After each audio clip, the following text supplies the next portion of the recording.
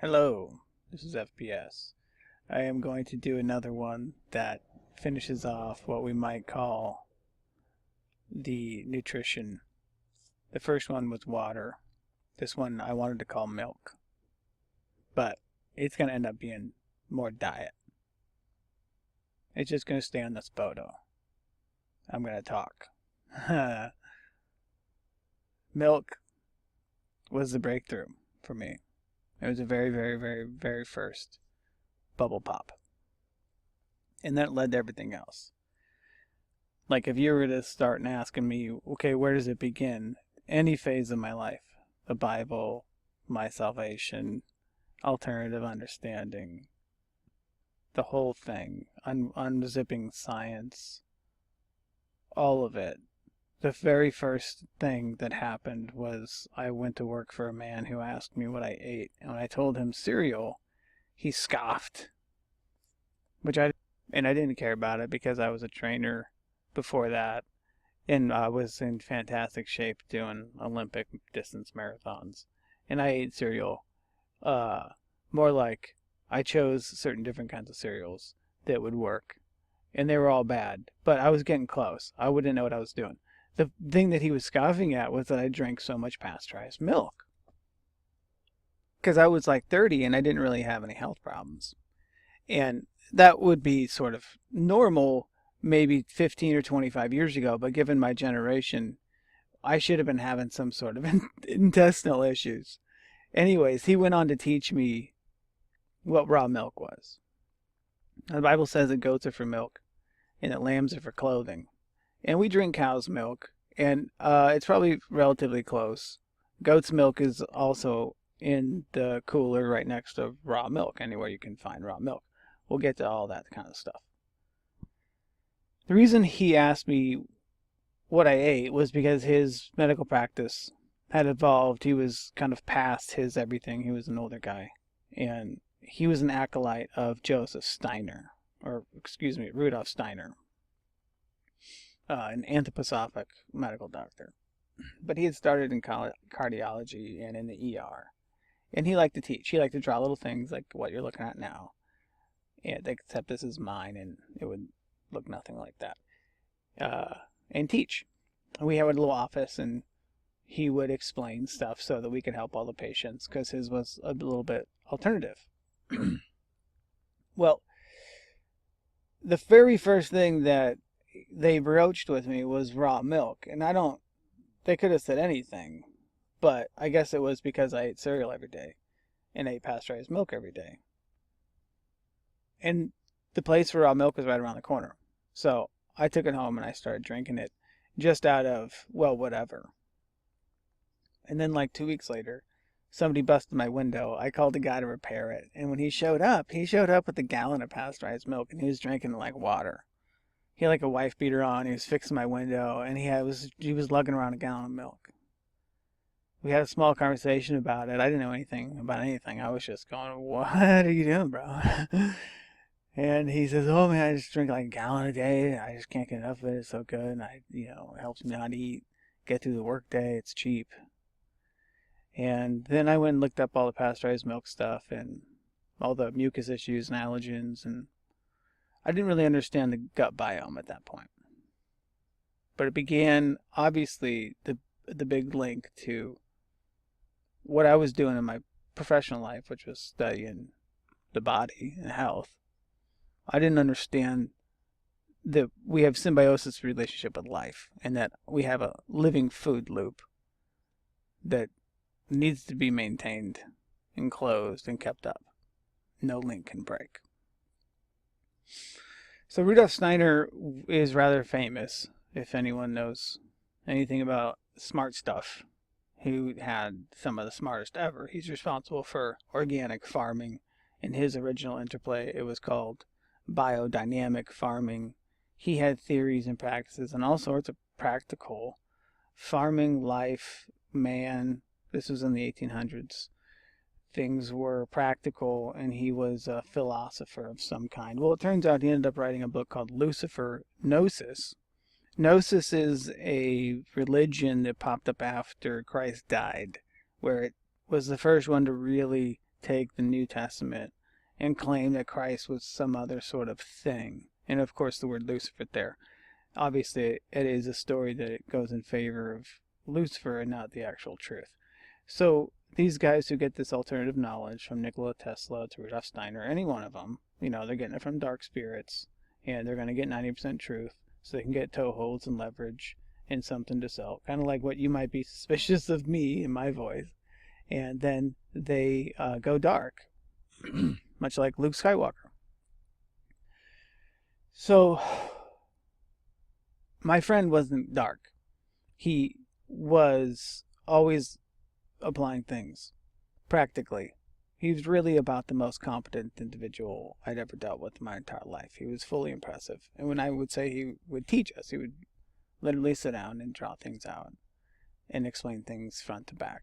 He talked about cancer, some of the most amazing, simple ideas we've always known, just lining them out, drawing them together. So his one thing that he does in a lecture when it comes to this whole diet thing, when he kind of introduces you, he introduces you to a man named Weston A. Price. Now, Rudolf Steiner comes back into the fold all through these things, and I'll come back to him. But to kick it off, with milk, Weston A. Price realized that you needed certain vitamins. They were found fat-soluble vitamins. And that was the sort of thing that kept you healthy. The story about how he went about this explains it. He was a dentist. It was about 1920.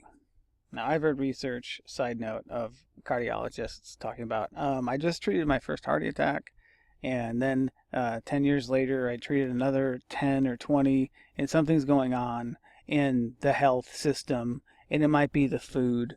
And people were seeing this stuff as it was going. It's documented. So the scientific research leads to a battle against marketing and propaganda. CNN is fake news, right? So headlines are fake. So they've been doing that ever since they had headlines. That's why headlines are written the way they are, so they could always be doctored and change the public's opinion about facts simply by changing the headline.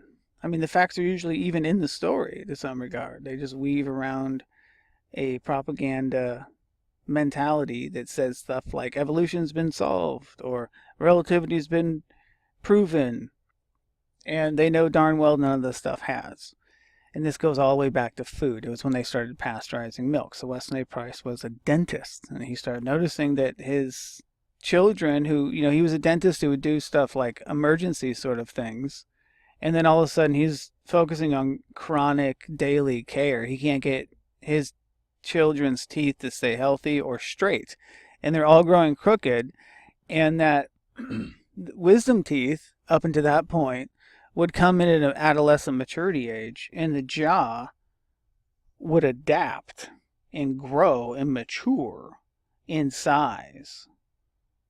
And the whole physical bone structure and tissue and mentality of a man was known not to be fully matured until at least 21, if not 25, and the completeness of it wasn't even started until he was 30. You couldn't really expect that person to act like a full man till he was 30. And then we change all of these things by enacting laws that say, oh, we can drink when we're 21 and vote when we're 18. And that's not always how it was. People had a longer youth, a longer childhood, and therefore they weren't meandering and philandering. It kept family unit structure and society. Things went slower. But now we got everybody young. We're piercing their innocence as young as possible and throwing them out as adults as soon as possible. And ideally, they were baptized as babies before the age of accountability. So now they're never going to go back and get baptized. So it's just a whole big lie system. And the food, well, the food is so important because you're a building block of food. And you're either going to get really, really good stuff out of food or nothing or poison. And they kind of started us off with having everything that was right about food. And they would put it in the infrastructure and it would all work. And then they slowly take out what works until it's just kind of bland. And then they start putting in the poison and changing the headlines around and telling you, oh, this thing is new. And dude, Crisco is the new thing. And we'll get to it. So in the 1920s, Weston A. Price says, okay, something's going on. Like the teeth aren't coming in straight. They're coming in thin. They're coming in weak. They're chipping. They're not broad. They don't look like pearls. I'm going to go figure out what we're eating or not eating, because he could not scour the nutritional science and discover what was missing in the diet suddenly. And he wasn't the only doctor that started to venture out. But as you'll hear, he got on a boat and went to every indigenous, isolated, island-like folk that he could for years and documented, well, first off, their teeth with like color photography. Take them, let me see your teeth, let me see your teeth. And he would take, and like back in those days, the white man with a picture and a stethoscope, right? Like he's got all these Aborigines with showing their teeth. It's all documented. And he went and found around people that looked like Pac-Man heads. They had broad rows of teeth, big old broad rows of teeth up and down. Strong, healthy teeth that were perfectly straight, and they had no dental care. No toothpicks, no brushes, no paste, no fluoride, no chemicals, no Clorox, no fear, no anxiety about it. Their teeth were just super strong, like as if they were meant to just eat food and endure and maintain. And then they had all this lack of diseases that we now associate, which would be commonplace, like disabilities. But in those days, were crooked teeth, and crooked teeth didn't happen. Crooked teeth is like a dietary thing that happened in industrial society.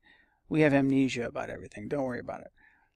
So Weston A. Price was the bridge to our understanding that this is a man who, at the point that things changed, noticed it and went out and documented, and then came up with explanations and reasons and a way to get around it. And then the application is a diet, more or less. But the fundamental aspect here was that these people were very keen on organ meats and rich fats. He would find Aborigines that didn't have great teeth, and they would have some health problems, as if the teeth were sort of a biomarker for the health of the overall organism.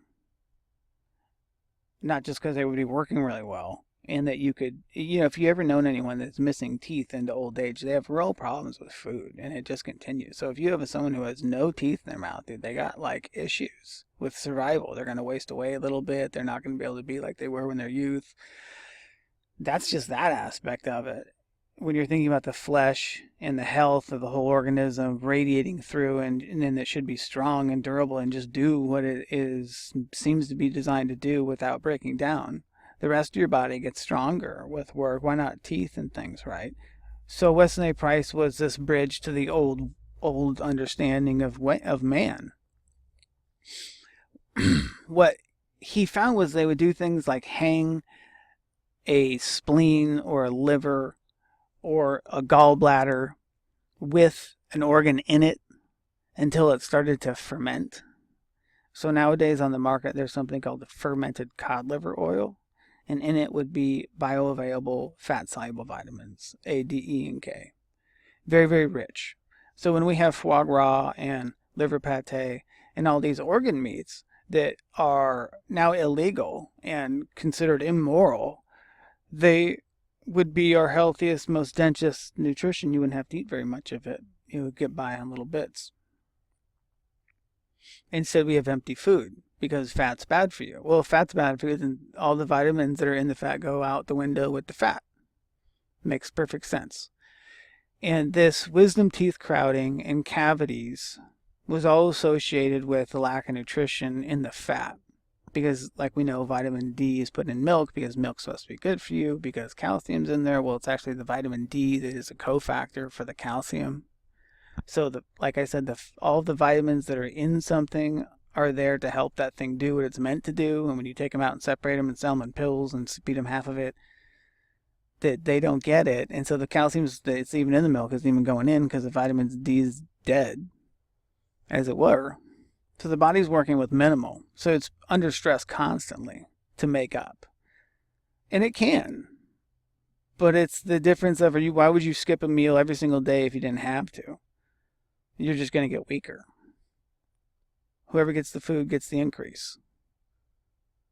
And so this goes back to the development of children beginning, before conception. It's the mother's bones and the mother's health and status and her availability of all nutrition that will go into that fetus tissue forming. And then conception and the placenta and the birth, and then the first couple of weeks where they should be breastfeeding, because that's all the milk fat and all the stuff that they need for their hormones and cholesterol and balance. And remember, all of your neurology is fat. All your brain is fat. Fat's the best thing on earth. Like, you should love it, snuggled into it. People call you fat, you should be like, they're calling you better than them. You should feel shy, like, oh, I'm sorry. But we shouldn't be fat, obviously. We're supposed to be super strong and healthy in unbelievable ways. And the concept of fattening up Americans and then making it normal was all about getting us off the point. If you lived a life in 1850 and you eat like the indigenous people, and you didn't have any drummed up superstitions against food, you would do what kept you healthy and kept working, and those would never go away unless there was a famine of food and like some species of food died. So the fact that this changed was an insert or a deduction from our diet, and the diet was becoming economized. This is what was going on at about 1920, and you can get the congressional transcripts and even see some videos and pictures of people going up there to argue about pasteurized milk because it was dumb. It's one of the dumbest things America's ever did. It has no science behind it. It didn't make any sense, only for economy. And it wasn't because of diseases. Raw milk doesn't have any diseases in it. It's like any other food, like spinach. Spinach doesn't grow with a disease. It gets diseases from mishandling. Same as raw milk. Raw milk doesn't grow into disease. It grows into butter. It has to be mishandled. So they'll scare you up about raw milk and bacteria. Antibacterial soap, Clorox, you got to do it all. Oh, bacteria, they'll just eat your face. I got bad news for you. Your face is covered in bacteria, and if it weren't, you would have an insurvivable issue. We need all this stuff. We might as well get real healthy with the fact that our colon is lined with more bacteria than we have human body cells. And they're all different species. They eat different things, and they off-gas different things. They have different roles. But their combined effort is to extract nutrition. It's not enough just to chew the food and to taste it. It has to be extracted of nutrients, and that goes on after the stomach and before it's exited in a progress and in order. And when they resect a portion of a person's colon, they lose that ability. Whatever that colon portion did of the whole diet absorption is gone, and the rest of the body has to make up for it somehow, and it can. They were very hard to kill. The surgeries and medicine just prove that over and over again. We can puncture holes in our sides and lift the tube on our back, all sorts of crazy stuff, man.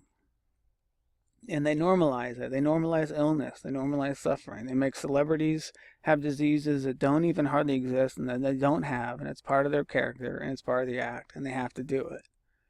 There's a lot of diseases out there that you believe are true and real and fatal, and they're nothing more than a television show character.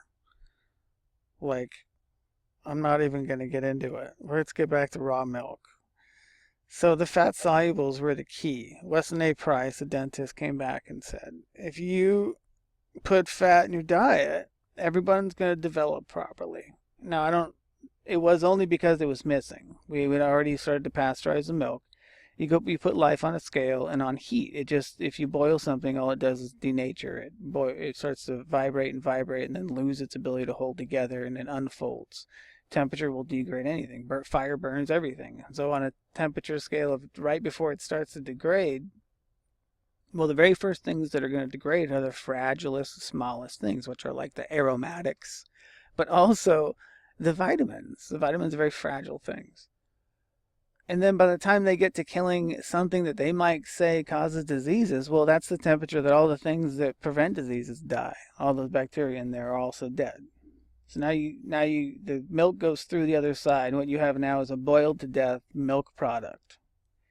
Now, if you boiled it until the proteins that are in the milk denatured and the fat denatured and all the sugar denatured, Well, you wouldn't have anything at all. So they only can make it so hot. And they just make it hot enough to kill all the life.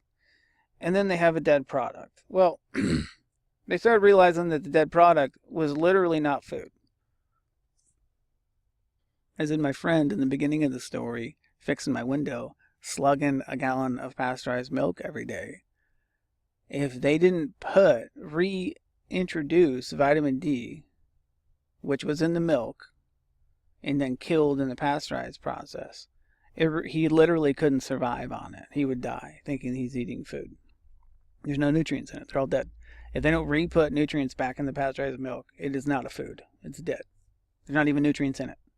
So they started to discover a way to get the D and all the vitamins out of it before boiling.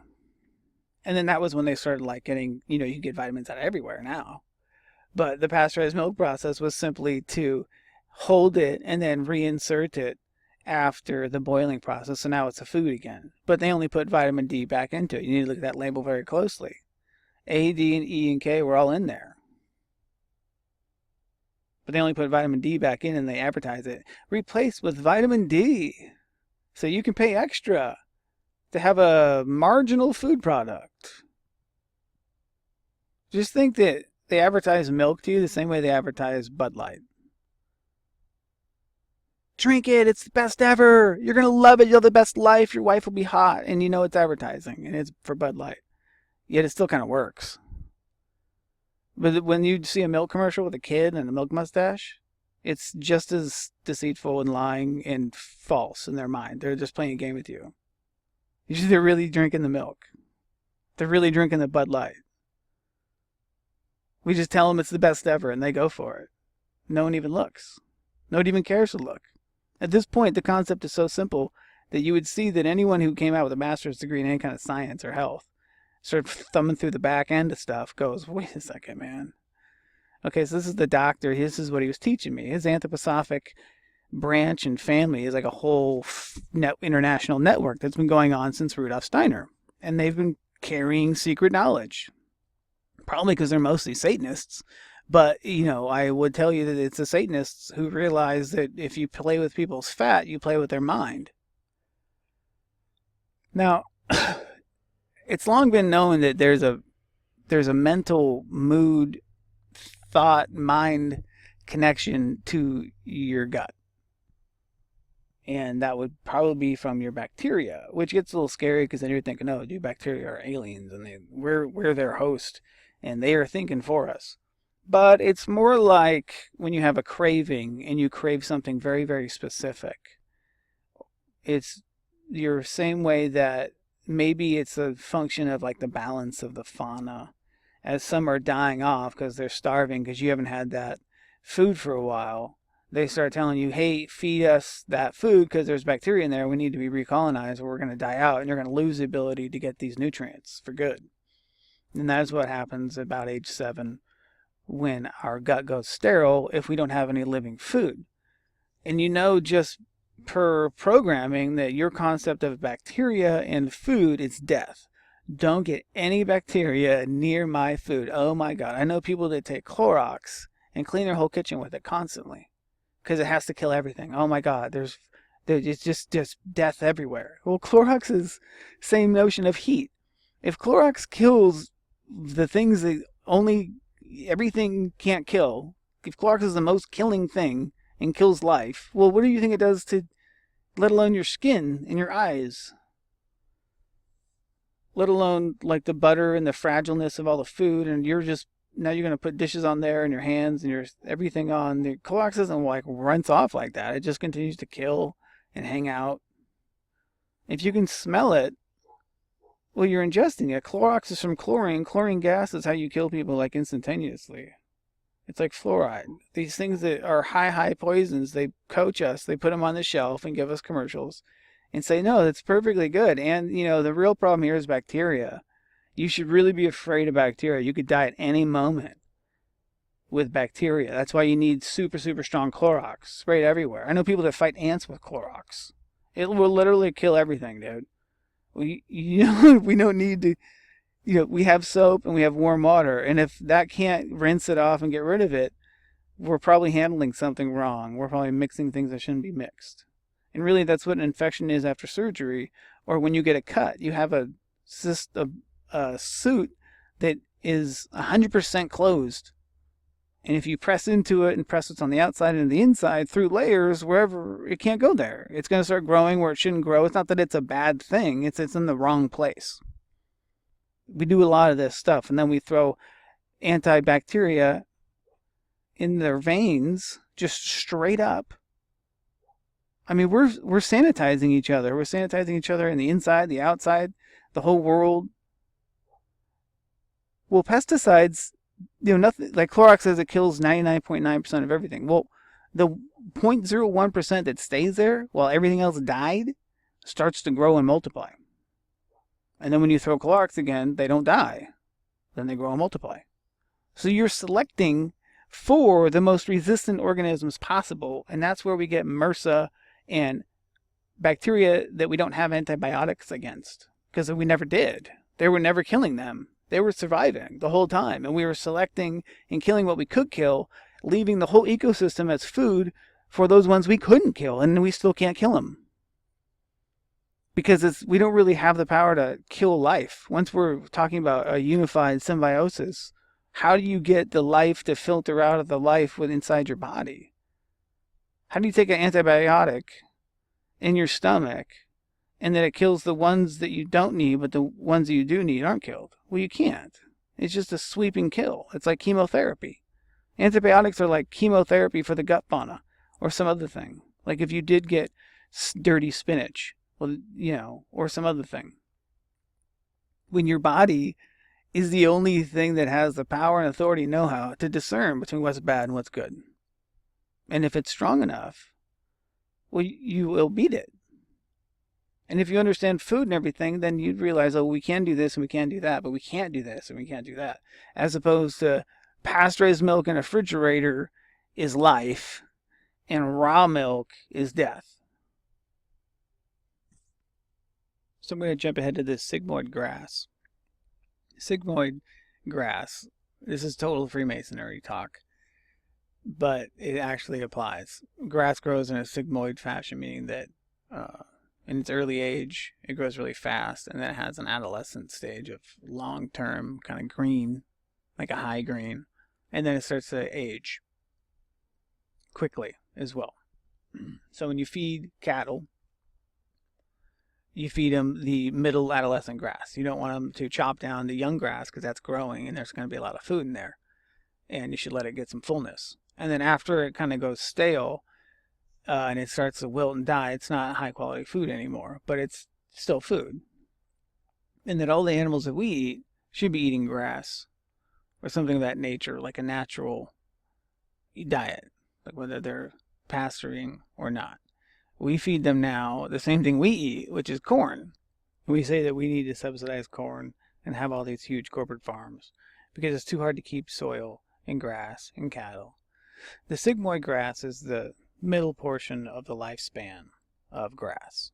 So when you move your cattle around, they eat the sigmoid grass and it goes to zero, and then they move over and they eat this grass that is in that growth. And as you move them around like day to day, month to month, season to season, they're walking and pooping and digging the fertilizer into the dirt and churning the dirt and doing everything that the work needs to be done to create soil that won't deplete. And this goes back to Rudolf Steiner and biodynamic farming.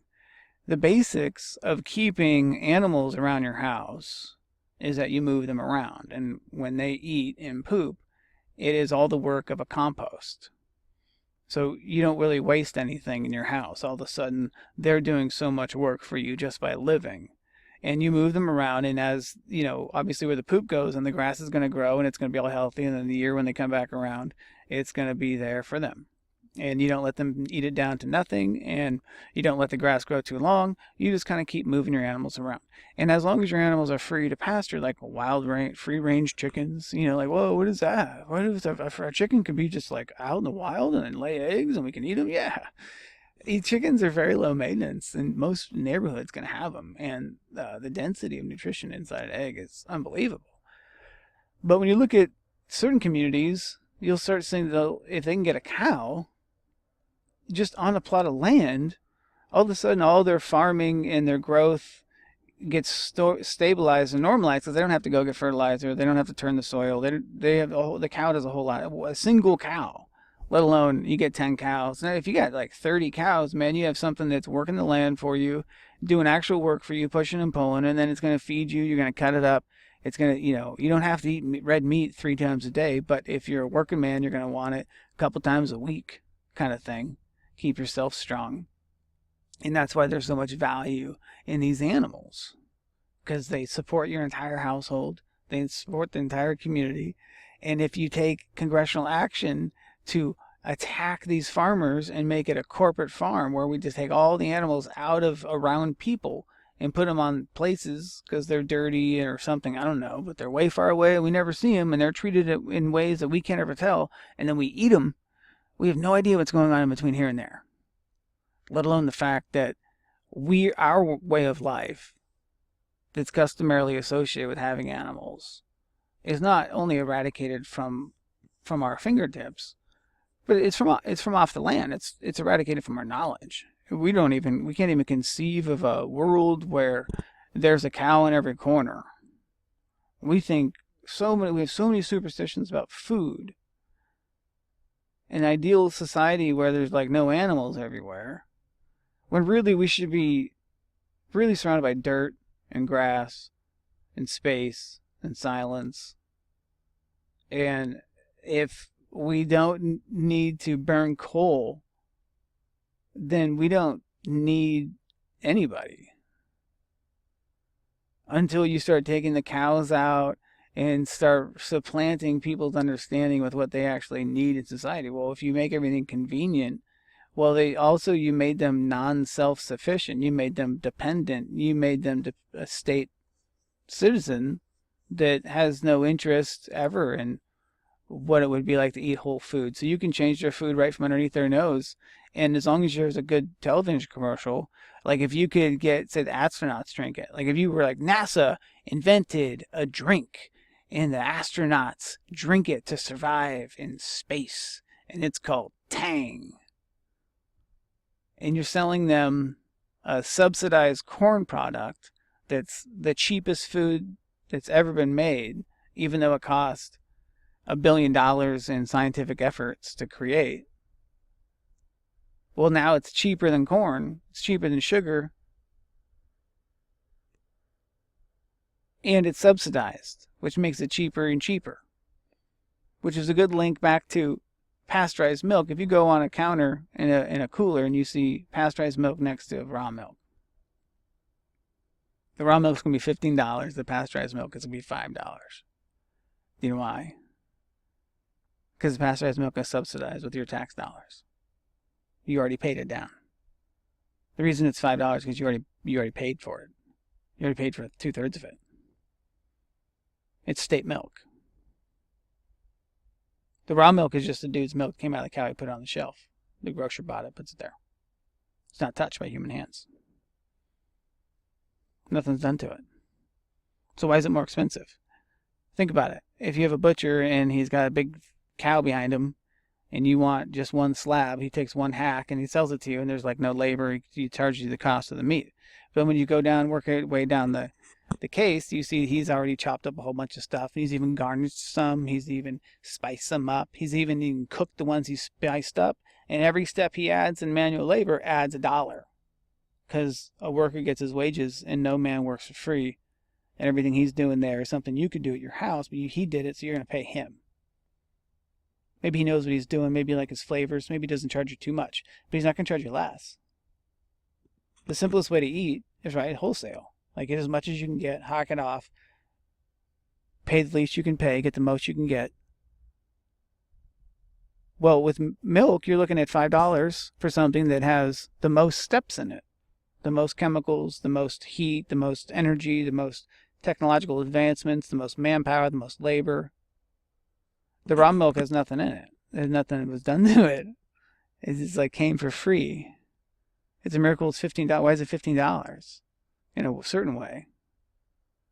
It was like kind of free in a certain regard. Someone had to milk it. and put it in a bottle and bring it to the store. But if that's our system, baseline, we're paying $15 for a gallon of milk.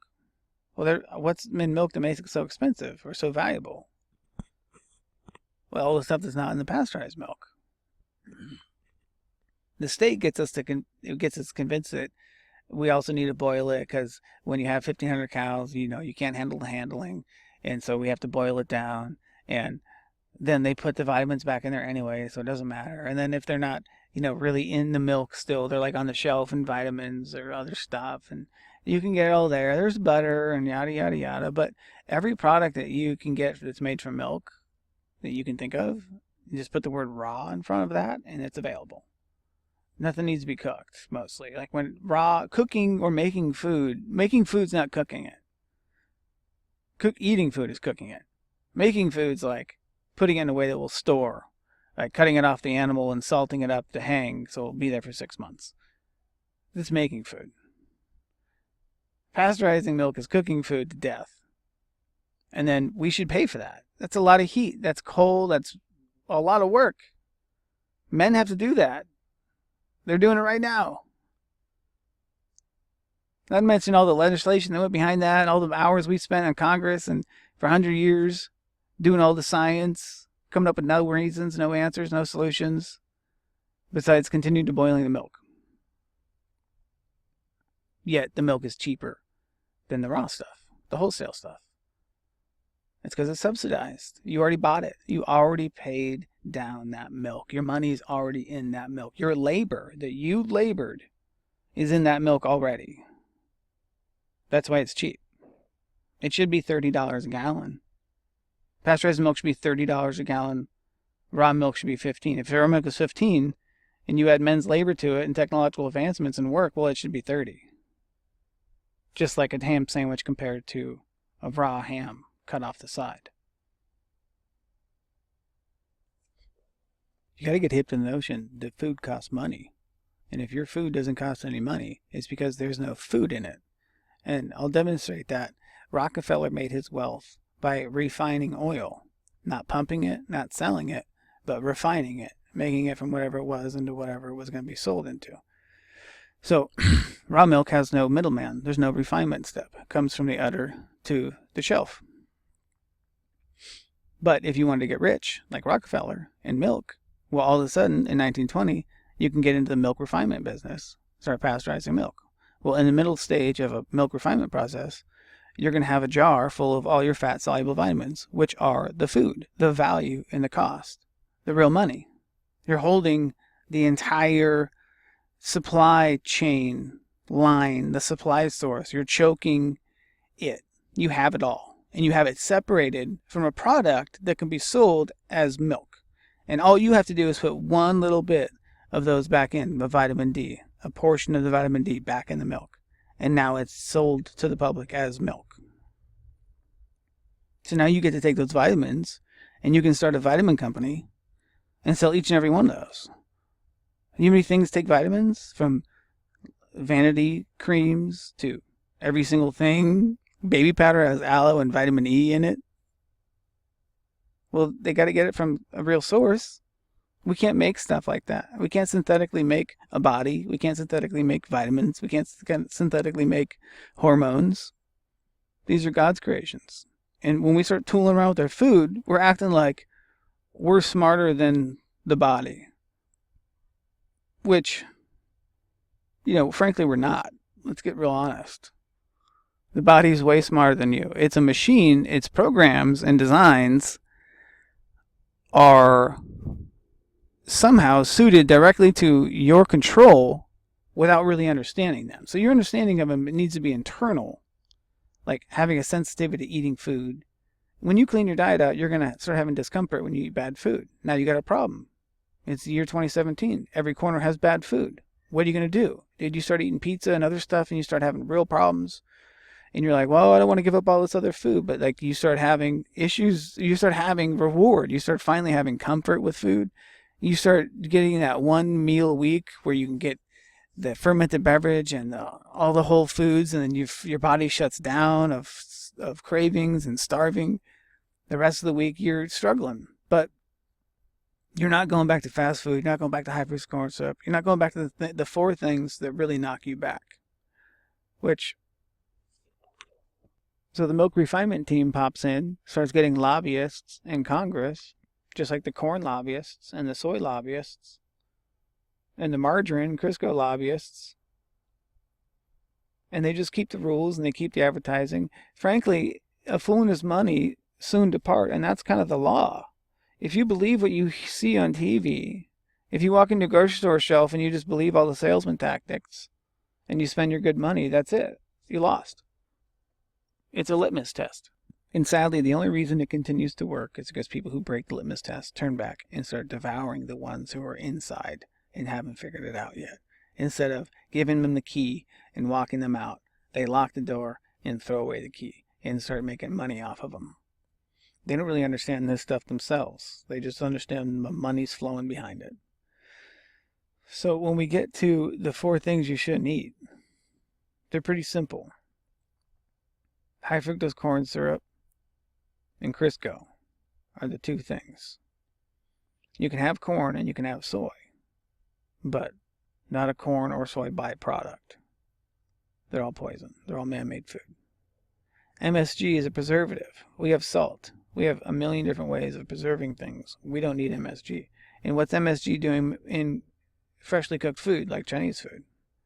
Well, it's because it was preserved before it was cooked. It's like a year old. Came over on a boat. Instead of using salt, they use MSG because it's chemical and it's cheap, and salt's a food. And salt costs money. Food costs money. Food costs money. Subsidized food is cheap. You got to think about the game on a whole populace's mind, where they're feeding us the cheaper food, and it's a state food, and they have control over all of it.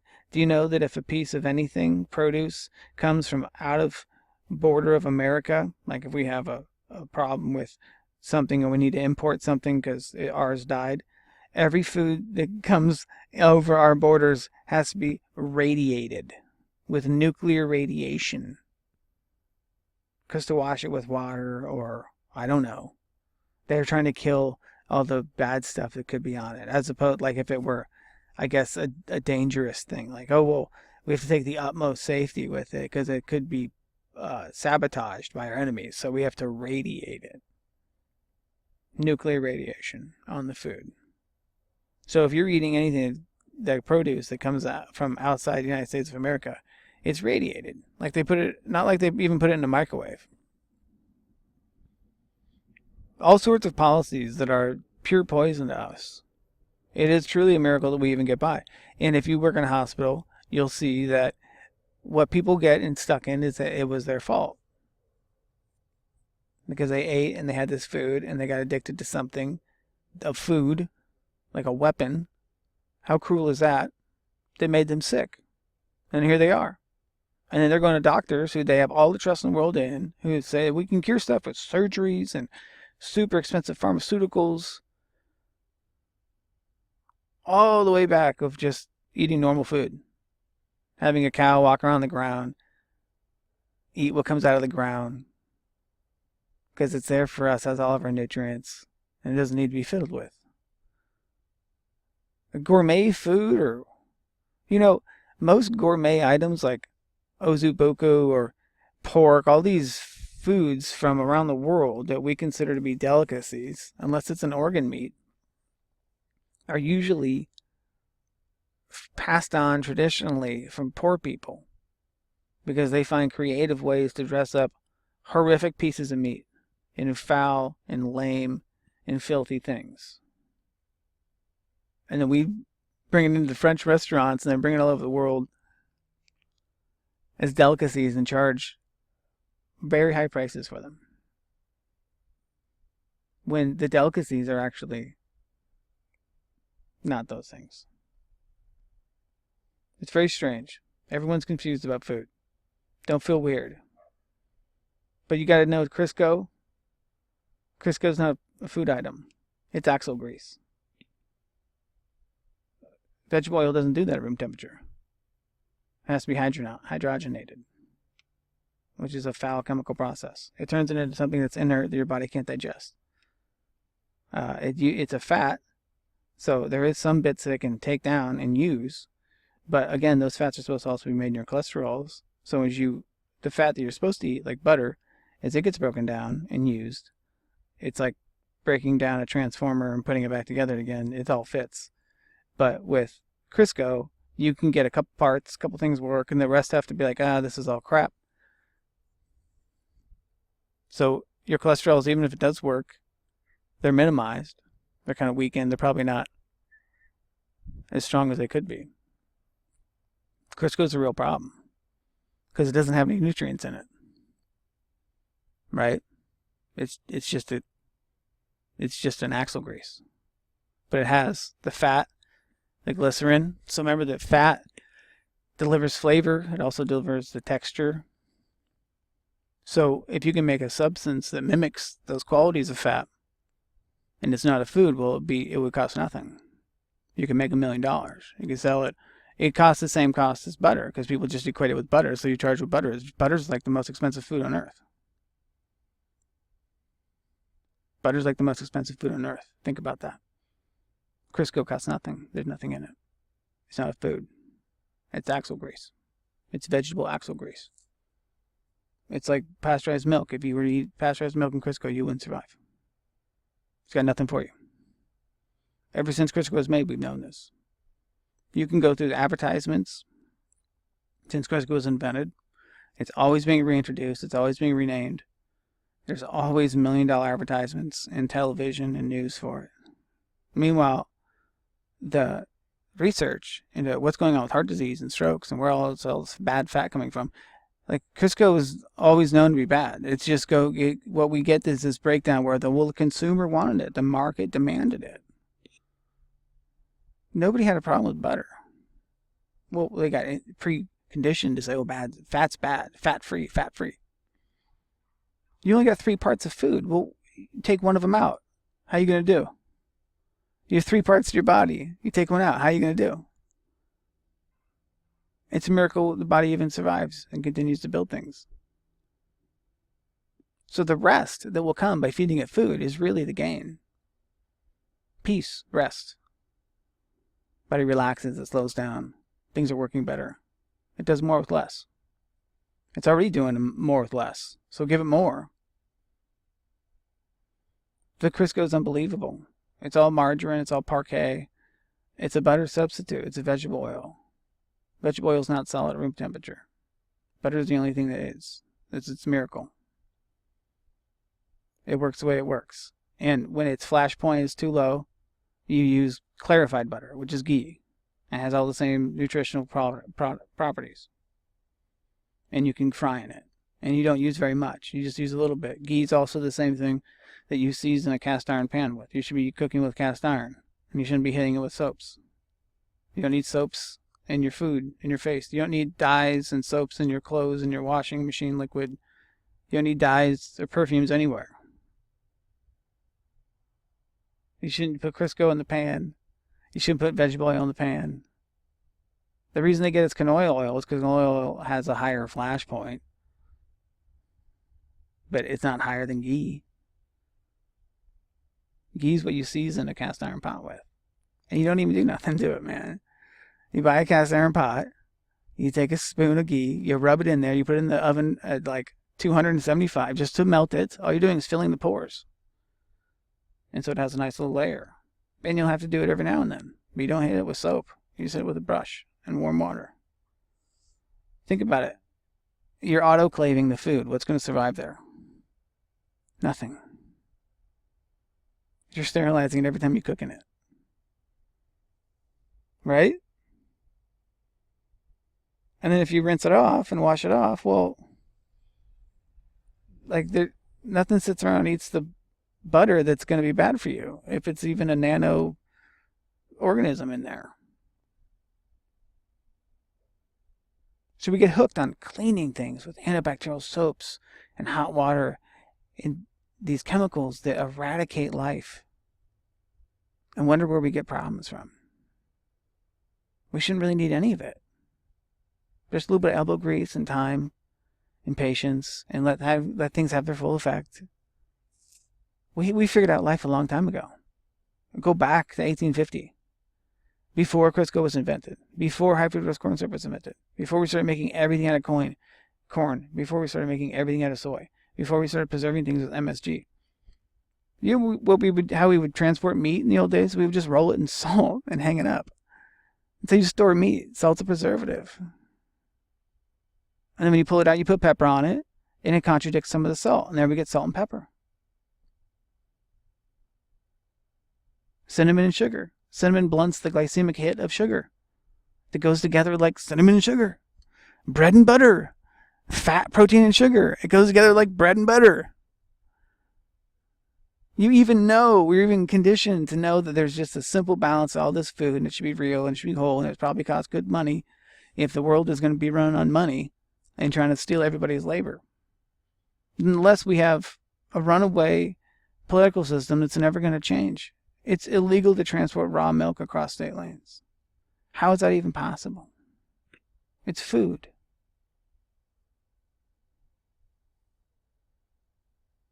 So they're stopping everything, always have. And then when they work in the poison, they just say it's good. I mean, if you go to the store and see a package of margarine, it says heart healthy on it. There's no science in the world that supports that. It's a pure lie. It's a scientific lie. It's an advertising slogan. And if you followed the laws, you would see that they had to change the laws to allow them to say stuff like that. Because they know it's false. And this is advertising. A fool and his money can part under the law. They can say whatever they want. As long as you believe it and buy it, it's it. There's no science in the world that says food hurts people. And in a state where you don't have any fat, well, animal fat cures all your diseases. You only had 2 parts of food. All your diseases are coming from missing the 3rd part. Same thing with sugar, right? Some people eat mayonnaise. Some people eat even raw milk and stuff. But then they'll go to sugar and they will like, oh, dude, sugar is a problem. You have to have synthetic sugars and false flavor profiles. And that's the only way you can have sugar. It's the opposite. If you're having any problems with sugar, go to anything that's normal and natural. Give your body what it recognizes, we've always had. Manage it with that. Like, when you give people insulin, you give them a short-acting insulin that will happen rather quickly. Well, you normally check their blood sugar, they already ate, and they don't really have any food coming, and they're diabetic, and all that has to be managed, and now you're going to give them insulin. But their insulin's going to lower their blood sugar possibly too much if maybe you gave them too much. So you have to give them food. You have to give them sugar with it. You'll inject insulin and leave a cup of orange juice next to the table. In case they start feeling low blood sugar, they can sip the orange juice and get their blood sugar back up. Well, if you were going to give someone a sugar who was sick, would you give them high fructose corn syrup? Or just sugar? Yeah, well, ideally, you probably wouldn't be trying to give them sugar. You give them things that are sweet. You can give them carbohydrates. You can give them apple juice, things like this. You shouldn't have a juice that has any added sugar to it. If you ever squeezed apples or oranges into a cup, it's plenty sweet. Like, it doesn't need sugar. Why does frozen anything have sugar in it? Why does juice have sugar in it? It will say 100% juice on it. What it means is the juice is 100% juice. It still has sugar in it. Whoever bit into a fruit and thought, man, this needs sugar. It's made of sugar. Sucrose and fructose. That's what we call it, fruit. Fructose. Fructose is the sugar. It's a bunch of glycogen tied together. And all the cofactors of the fruit, the aromatics and the flavors, are the nutritional cofactors that go with that fructose, that balance it out. Your body recognizes it, manages it perfectly. There's no issues. You put high fructose corn syrup in apple juice, body's going haywire. There's more problems associated with all this stuff than there is even reason to talk about, because we've already identified what to eradicate. Salt, 1.5 teaspoons a day. I want you to go and get normal salt. Get any kind of salt you think is fine. Okay? Some people get really, really exotic with their salts, and you don't need to be coached into that kind of business. Just remember that raw and living is the key. And get a teaspoon and a half and put it in your palm. That's a lot of salt. Do you put that much salt on your food? That's how much salt you need a day. Now, if you're eating packaged food, sodium without the chloride, without the actual whole table salt or salt balance, sodium's in there and it counts as salt because it has osmolarity to it. And that's part of the issue. You're salting your blood, you're salting your water, which makes its osmolarity alter. You're going to change your blood pressure. You're going to change how the water is held in your interstitial tissues and your veins. So sodium chloride, or actual salt, has a real balance in the body. It should be organic. It should be living as close to. When you just have sodium in a fast food item or a packaged food item or a microwave item, it changes your osmolarity without the nutrients. And they have like 1,000 milligrams more per little bit. So much more sodium. So if you're eating that kind of food, well, you're already getting too much salt. However, if you can stop all that stuff and you're like, oh, salt's bad, how do I add salt back in? Well, you put a teaspoon and a half in your palm and that's what you get all day. And I want you, everything you get, take a pinch and sprinkle it on it. Every single thing that you eat for a whole day, from that teaspoon and a half, sprinkle it onto food. And you'll find you'll have 2/3 of it left on your plate. It's a lot of salt. Salt is not the issue. Having pure sodium, not real salt, having everything else out of whack is the issue. Salt doesn't hurt anybody, dude. You're the salt of the earth. Osmolarity is basically a salt measurement in water. Salt has a power. Salt does wild stuff. It preserves food. You need it. It's not bad. Butter isn't bad. Salt isn't fat. If you're going to think something's bad, just look at white refined sugar and be like, that is the point of the devil right there. There's enough concept understanding in white refined sugar. You shouldn't have it. Shouldn't be anywhere near your house. White refined sugar doesn't occur in nature. It's like cocaine. It's been purified, as opposed to like the cocoa leaf, which gets made into something else. It's too powerful. There's nothing else there but the sweetness. So a whole grain of sugar, then, if you take one white little tiny grain of white sugar, like a microscopic nano grain, okay? Now amber it, encase it in amber. Okay, that's raw turbinado sugar. So when you see raw turbinado sugar all stacked up, it's got in between it, taking up space, the nutrients.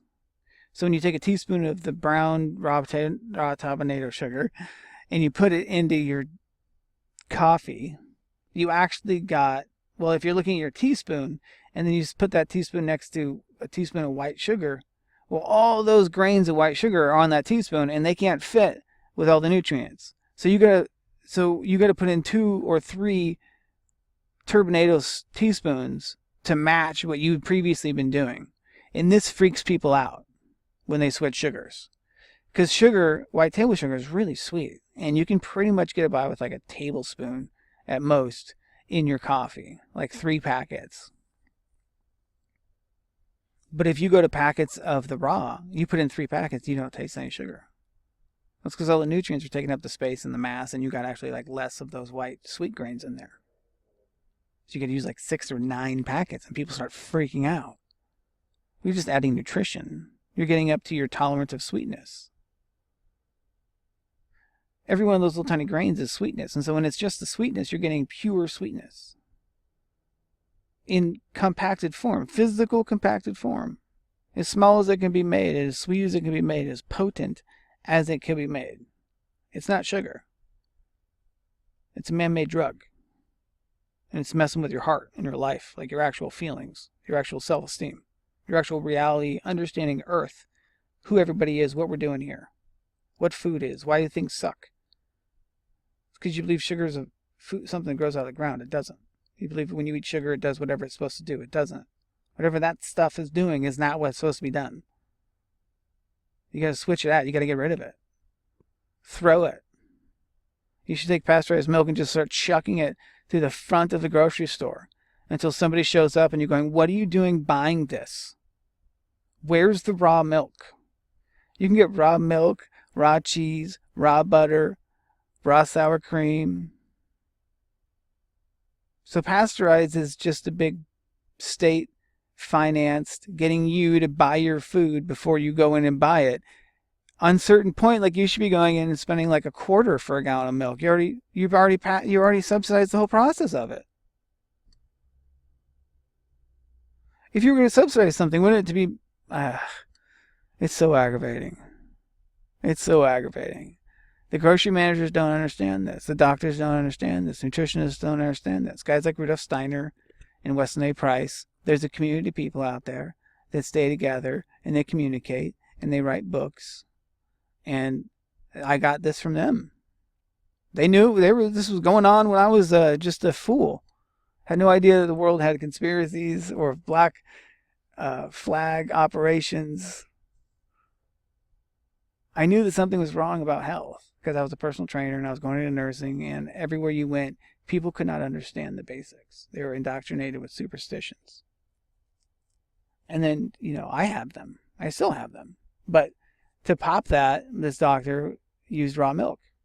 Because when you think about raw milk and the economics of it and the marketing of it and how it was even done through congressional and through fake science and fake headlines, to this day, all the problems that we see and connecting it all up. I mean, I remember after he taught me this and I was kind of not really buying it, so to speak. I had to learn. I had to think. I went to a conference and there was a raw milk booth there. Just like any other community of people, there's an emerald booth and a massage booth, and the guy who talks about raw milk all the time, and he's a raw milk farmer, and I had a conversation with him and I wasn't fully impressed. As in, the weight of it, the gravity of the understanding took a long time to press upon me about how many things were involved in this raw milk, but more so that you're not going to find pure information about it. There isn't any reason to do a whole breadth of research. Everything you've ever heard about pasteurized milk is true. It's worse than you would think even. It's not a food. So just putting normal food in your system is like medicine at that point. We could literally sue the world. We could literally we just go to Congress and be like, show me the science. I want one article, anything at all, that says this is even mildly appropriate. Justify this in the science. They have nothing. They don't have anything, dude. It's lobbying, it's money, it's marketing, it's advertising. And they'll show science that they doctored, but I can read through it. You can end the whole thing, but why? Just call somebody up and be like, do you know where I can find raw milk? Yeah. Okay, good. Deliver it. All of it. I want all of it. Now, the thing that happens, I have to tell you this. When you switch this diet and you begin going, dude, butter is good, raw milk is good, you're gonna start eating too much fat. You're gonna have an overabundance. And it's like the distilled water thing where you start drinking and 2 days into it you get really thirsty. Well, your body has your bones with fluoride in it and they're all brittle. Everything is missing parts. And so once you start to feed it the food, it starts to pack it in from the inside out. And you're gonna gain weight on the inside. You're going to look the same. You're going to be like 10 pounds heavier because your bones got heavier and stronger and your fat's thicker and your water, everything is healthier. You're like hollow and brittle. We're frail because we don't have food. We're partial building blocks. But also just the chubbiness of a cheek will come back. You'll get a little bit of excess weight for a little while even. And there isn't any reason to panic or think that it's not going to even out. You're probably going to grow a little bit. You're going to gain a little bit of weight. You're going to be a heavier person after this diet, but you're probably going to be at the end thinner and have more proportions. Wider where you should be wider and thinner where you should be thinner. And you're going to be stronger. Once you start eating all the whole chicken and the cartilage, you got the cartilage and the strength and the joints, and you're eating the raw milk and your bones are strong, and you got the real living water, so all your veins and your neurology, everything's working and in order. So one of the things that happens is everything tightens up and you get strong and you get a little bit heavier. We talk about it later, but that's a small thing. And then one thing people do, like for one trip up, is they'll end up having, go on a kick of pancakes or waffles because you get the sprouted grain, you start making your own, you're putting in real maple syrup and butter and none of the fake stuff. And dude, they're so good. It's unbelievable. But it's really hard to get full on them. And then you have a sugar intake that's through the roof with the carbohydrates. And sugar always comes with hunger. You'll notice that if you have a dessert late at night, that you'll wake up hungrier than you would have if you just went to bed on an empty stomach. Sugar has like a rebound to it, because what'll happen, like I said, the insulin goes out, and if there wasn't enough sugar in the food because there was fake sugar in it, it still senses it and responds and goes out to that totality. And if there's extra insulin, well, it signals to your body, just like a insulin diabetic person, when they get insulin, they're going to need some sugar, regardless of if they're diabetic or their sugar's high or not. Usually. Because insulin causes hunger. They'll tell you you're hungry. Because it needs to work. It doesn't want to lay around and become insensitive. Those receptors got to stay sensitive. When they become insensitive, it's because there's excess insulin laying around. So the receptors become insensitive because there's no sugar to activate it. They just get accustomed to having excess insulin and become insensitive to the insulin. So your body has less regulation when you do need it, and it's supposed to be coming at the required times, which is totally off whack. Insulin is like one of the most important dose-by-dose, molecule-by-molecule regulated hormones in the body. It's a growth hormone. Insulin's a growth hormone. Once you put that together with this whole thing, you'll see it. And that's why diabetic babies come out big. There's a whole connection to size and overeating sugar. And cravings and starving and altering your gut bacteria with a refined sugar. So you have a long time of recolonizing your gut and getting it back to normal, but it starts really easily with kicking out the poisons, introducing fermented beverages, and having a raw milk. Maybe a fermented cod liver oil. Look into these Weston A. Price. Look into these people. They know what they're talking about. Most of them are Satanists, but you can, I mean, the Bible says that the sinners collect the information so the children of God can apply it and teach it to the people. Man, a lot of people have done a lot of hard work for a very long time to keep that movement alive and the information and the intelligence alive, and it was shared with me for free. And it's done nothing but help me, so I give it away for free. Just know that everything in the world here is free for you. And besides having to work the dirt to get to eat your bread, other than that,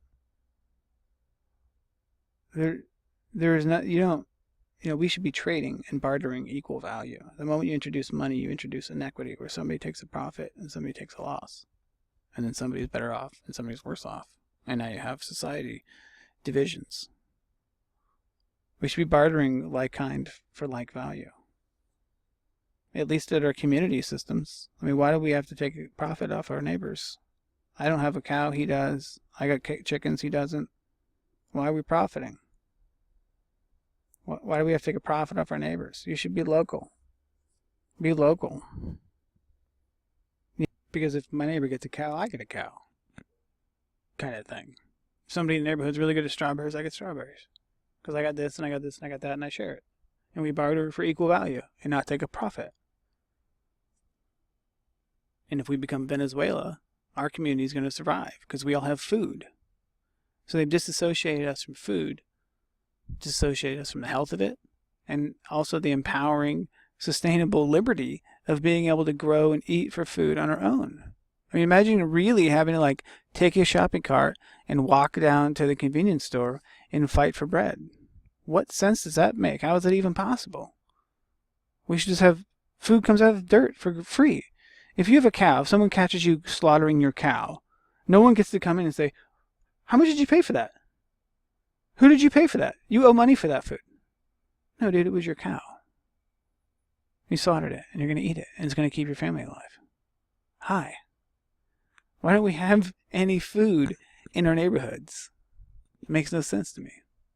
So that's my end of my raw milk thing. I think a lot of stuff is in there like it did for me, It might lead you onto a whole new world of understanding and investigation.